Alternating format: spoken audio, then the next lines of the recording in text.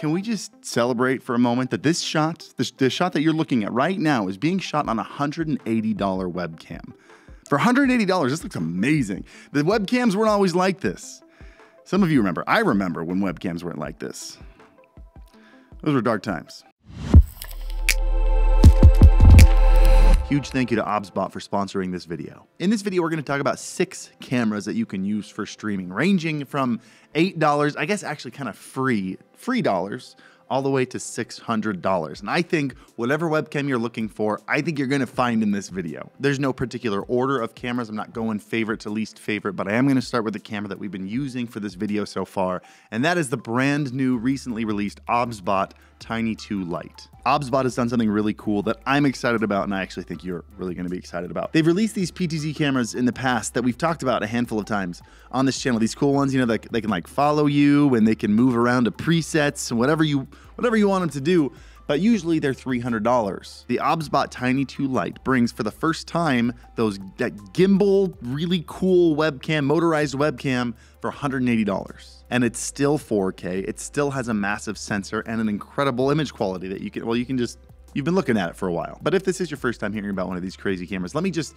give you a refresh, a rundown of what these things do. This thing has 2 different motors in it, so it can not only look left and right, but also up and down. You can completely control that from the free software that it comes with. You can also set those positions to presets, so maybe half the time you're sitting at your desk and half the time you're standing up in the middle of your room, you can just click a button and have the webcam snap to those positions. It also has an AI tracking feature where the camera can follow you around the room no matter where you go, including tracking specific areas like upper body, so as you move further away, it zooms in on you and keeps you centered, kind of the same fixture in the picture. And this thing, especially when you set it to motion mode, it is very hard to get it to lose you in the motion tracking. It finds you no matter how fast you're moving. You're even able to activate these tracking modes by holding up gestures in front of the camera. That way, if you're standing up and moving around and you want it to start tracking, you just hold up your hand and it starts tracking. And you can also use gestures to have it zoom in on you. The autofocus on this webcam is something called phase detect autofocus, which is a very high-end autofocus system, especially for a webcam.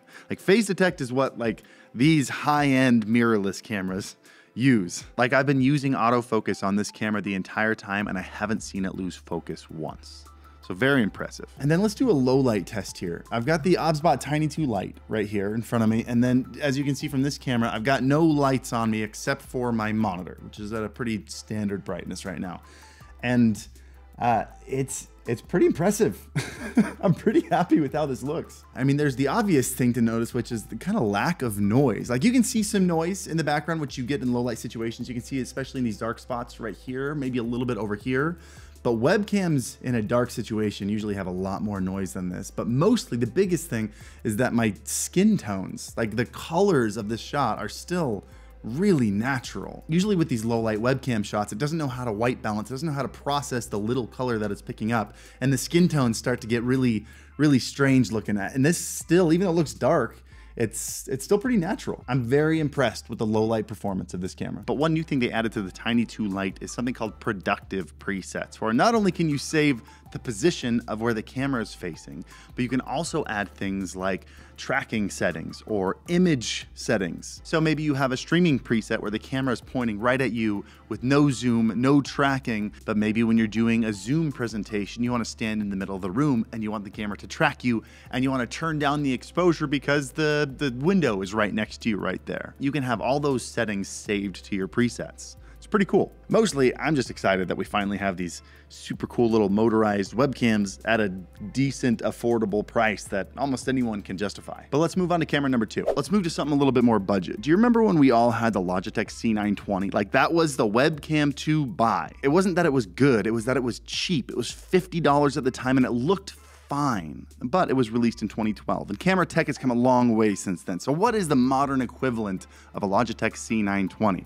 And I did a lot of research on this one. It seems like in the last couple of years, Logitech has wanted to reclaim that title of the first webcam that people buy, and they've thrown out quite a handful of really budget webcams.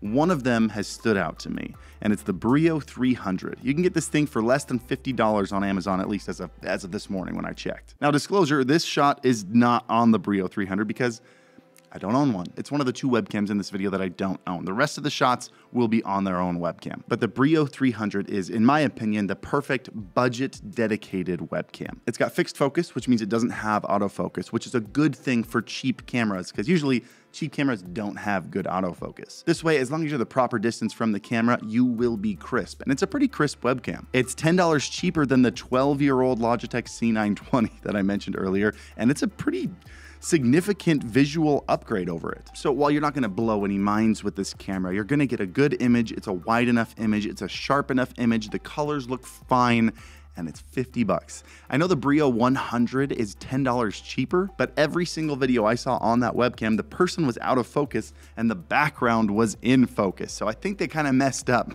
on the focus tuning on that thing. If you're looking for the perfect combination of absolute cheapest webcam without completely sacrificing quality, I'd go with the Brio 300. So we are gonna go cheaper than the $50 webcam later in this video. This is the opposite of that. This is the $300 Elgato Facecam Pro. It's the first of 2 premium webcams we're gonna talk about in this video, and each one has like their different strengths. So I'll tell them to you, so if you're looking for a really fancy webcam, you know which one to pick up. The Elgato Facecam Pro has a couple advantages. The first one you probably saw as soon as we switched to it, and that is the super wide field of view, which is really cool. A lot of streamers want this. Maybe you've spent a ton of time on your setup, or you move around a lot and you just needed to see everything. This thing does that. It's also got a fantastic image processor and sensor in it, which is why the colors look so much richer. The dynamic range, meaning the bright spots and the dark spots, you get details in both. When I did a video on this webcam, I tricked people in the beginning into thinking it was my DSLR, like my fancy webcam. I even tricked Elgato employees. They told me afterwards. It's just a great looking webcam. It's also the first webcam to do a full 4K 60 directly out of it, which is what you're looking at right now. You may have noticed I look a little bit smoother. A lot of streams on Twitch are 60 frames per second. So now you can get that 60 FPS out of your webcam without sacrificing the 4K like you have to do on most other webcams. This also allows you to do Elgato software to do some really cool stuff, like PTZ functionality. It's not quite the same as the OBSBOT in the beginning where the camera physically moves, but because the field of view is so wide and because it's 4K, you can digitally punch in on different areas and use buttons on your Stream Deck to do that. That way, if you want to really punch in for the memes, you can do that. It's a great webcam with really easy and powerful software. Let's move over to the other Pro webcam. Real question for you. Does this webcam look really similar to the previous webcam? That's because it is. This is the same webcam. This is the other webcam that I don't own myself. But this webcam consistently looks amazing and does amazing things in every video that I've seen about it. I'm very impressed. It's the Razer Kiyo Pro Ultra, which is something I love to see. I've had a handful of disappointing videos in Razer webcams before, and it feels like they finally nailed something that really brings some cool value. It's another $300 webcam, but it does things a little bit differently than the Elgato Facecam Pro, and I think it has a couple of advantages. First thing is that it's got a narrower field of view, so if you're just trying to focus on yourself and nothing else, you're gonna get a much better shot of that. And when you combine a narrower field of view with a larger sensor, something it does that I've never seen any other webcam do is give a natural bokeh, or background blur, essentially. It's the first webcam I've seen to really be able to pull off that natural background blur.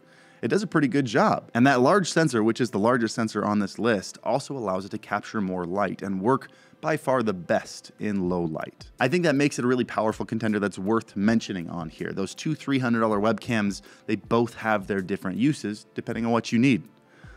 Let's move on to the next one. This next webcam, if I'm gonna be real with you, is the least utilized, but also still the most value, best bang for your buck camera you could possibly use on your stream, and it kind of makes me sad. This webcam you're looking at right now is free, kind of. It's my phone. I'm using an app called EpocCam, and I am using the Pro version, which is, I think, $8, a one-time fee, but there's also a free version that works really well. And it just utilizes the super high-end cameras that are on your phone that you're already carrying in your pocket, and it uses it as a webcam. And not only does it use them, but I have complete control over them using Elgato's Camera Hub software. So I can do things like switch back and forth between the 3 cameras that are on my phone. I can do those PTZ zoom-ins that you can do with the Facecam Pro. You can even add Snapchat filters directly to your camera to use on stream. And it's super versatile. You can even connect to your computer wirelessly by just being on the same Wi-Fi connection, which is actually what I'm doing right now. The cable that's plugged in, that's just for power. I can set up my phone anywhere I want and just hit go. When this app first launched, phone cameras were good, but I mean, they were just fine, right? Now, phone cameras are amazing. They get better every year. It hurts me that people aren't using this one. Let's go to the last camera. And for the final camera on this list, we have the webcam that everyone on Twitch is trying to move to, which is using a mirrorless camera as a webcam. Doing this has a bunch of advantages. The most obvious one being, as soon as you're done streaming, if you want to go in a different room or a different spot and shoot a video, you can take this off your setup and record something elsewhere. They're also upgradable. So if I want to take off the lens that came with the camera here and maybe put on maybe a slightly wider lens so you can show off more of your room and your desk, and this one also works a little bit better in lower light. Or maybe you care more about that background blur and you want to pick up a lens with a really fast aperture to do something like that. Either way, regardless of the shot you're looking for, this is what you go for when you want a more professional look. And my favorite recommendation for streamers looking to dip their toe into this more professional market is the Sony ZV-E10. This camera goes for $700, or if you just want the body without the lens because you know you have another lens you want to purchase instead, you can save $100 by going body only, and it's only $600. The word only is subjective, by the way. I know $600 is still a lot of money, but compared to other cameras on the market, this is very fairly priced. The ZV-E10 was made to be an entry-level content creator camera, and I do really like Sony's for this kind of stuff. Sony's been making these kind of mirrorless cameras for the longest, so the used market is just full of them at great prices. They also have the widest variety of lenses at all costs available to them. Again, lenses that date back 12 years so that you can get them for really cheap. The lens I've been recommending for years and I still recommend today is the Sigma 16mm f1.4, which has the same width, the same field of view as the lens you're looking at right now, but it lets in a ton more light and it gets a lot more background blur than this one does. And just as a refresher, here's me as a smaller Brady Bunch. Just so you can see all four cameras next to each other. You can see the image quality of all four of them and kind of compare them and compare their prices. So which camera is the most intriguing for you? Which one fits in your budget? Leave a comment down below. If you don't have any thoughts, just leave your favorite emoji in the comments for engagement, and hit the like button and subscribe while you're down there because it's great. If you want to learn more about how to set up your webcam, we've recently started an OBS masterclass series, and our most recent video, at least as of filming this, is on setting up your webcam. The next one will be how to set up your settings on a mirrorless camera like this. So I'll leave a link to that down below or probably on the screen somewhere around here. Thanks again for being here, and as always, happy streaming.